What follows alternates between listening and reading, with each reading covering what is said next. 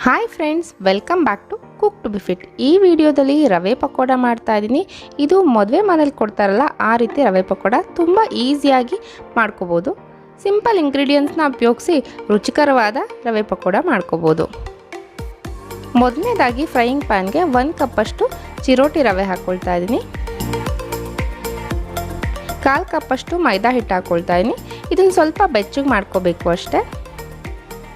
ನೋಡಿ, ಈ ರೀತಿ ಬೆಚ್ಚಗೆ ಮಾಡ್ಕೋಬೇಕು. ಸ್ವಲ್ಪ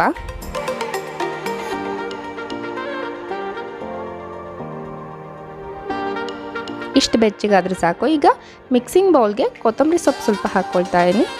ಕಡಲೆ ಬೀಜ ಹುರಿದಿರೋ ಅಂಥದ್ದು ಸ್ವಲ್ಪ ಹಾಕ್ಕೊಳ್ತಾ ಇದ್ದೀನಿ. ಸಣ್ಣಗೆ ಹೆಚ್ಚಿರೋ ಅಂಥ ಕರ್ಬೇವಿನ ಸೊಪ್ಪು ಹಾಕ್ಕೊಳ್ತಾ ಇದ್ದೀನಿ. ಒಂದು ಈರುಳ್ಳಿ ಸಣ್ಣಗೆ ಹೆಚ್ಚಿರೋ ಅಂಥದ್ದು ಹಾಕ್ಕೊಳ್ತಾ ಇದ್ದೀನಿ. ಒಂದು 5 ರಿಂದ 6 ಹಸಿಮೆಣಸಿನ್ಕಾಯಿ ಸಣ್ಣದಾಗಿ ಹೆಚ್ಚಿ ಹಾಕ್ಕೊಳ್ತಾ ಇದ್ದೀನಿ. ಈಗ ಹುರಿದಿರೋ ಅಂಥ ಚಿರೋಟಿ ರವೆ ಮತ್ತು ಮೈದಾ ಹಿಟ್ಟು ಹಾಕ್ಕೊಳ್ತಾ ಇದ್ದೀನಿ.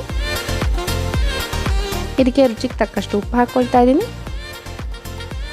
ಸ್ವಲ್ಪ ಜೀರಿಗೆ ಮತ್ತು ಅಜ್ವೈನ್ ಪೌಡ್ರ್ ಹಾಕ್ಕೊಳ್ತಾ ಇದ್ದೀನಿ. ಇದನ್ನು ಚೆನ್ನಾಗಿ ಮಿಕ್ಸ್ ಮಾಡಬೇಕು. ಈ ರೀತಿ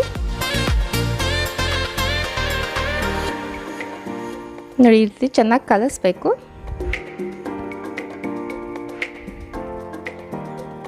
ಈಗ ಕಾಯಿಸಿರೋ ಅಂಥ 2 ಟೇಬಲ್ ಸ್ಪೂನ್ ಎಣ್ಣೆ ಹಾಕ್ಕೊಳ್ತಾ ಇದ್ದೀನಿ.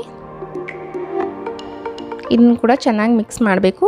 ಈರುಳ್ಳಿಲಿ ನೀರೆಲ್ಲ ಚೆನ್ನಾಗಿ ಬಿಡುತ್ತೆ, ಆ ರೀತಿ ಮಿಕ್ಸ್ ಮಾಡ್ಕೋಬೇಕು. ಈಗ ಸ್ವಲ್ಪನೇ ನೀರು ಹಾಕ್ಕೊಂಡು ಮಿಕ್ಸ್ ಮಾಡ್ಕೋಬೇಕು. ಒಂದೇ ಸತಿ ನೀರು ಹಾಕ್ಕೋಬಾರ್ದು. ನೋಡಿ, ಈ ರೀತಿ ಚೆನ್ನಾಗಿ ಕಲಿಸ್ಬೇಕು. ಇದನ್ನು ಗರಿಗರಿಯಾಗಿ ಚೆನ್ನಾಗಿರುತ್ತೆ.